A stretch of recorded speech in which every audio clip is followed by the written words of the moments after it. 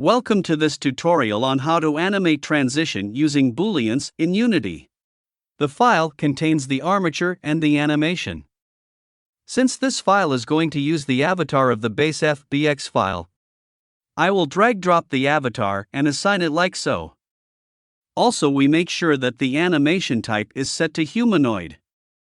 Then we apply these changes to confirm. Now our file is set. We now create a new script to programmatically control the animation. We first define a reference to the Animator component attached to Character GameObject. If we go to Animator Window and then to the Parameters tab, we will be using Boolean parameter in our case. Since we have two animations here, we define two parameters, one for idle and one for walk.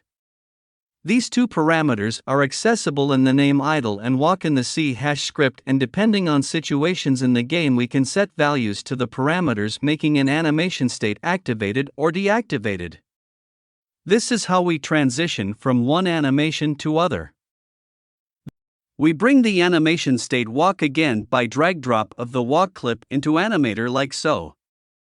We then define transition by right-clicking on the idle animation state and selecting Make Transition. Since our game can transition from walk to idle state, also we do the reverse now. Let us play the game and see how transition works. On pressing W, we can see that animation blends over time. I hope this helped.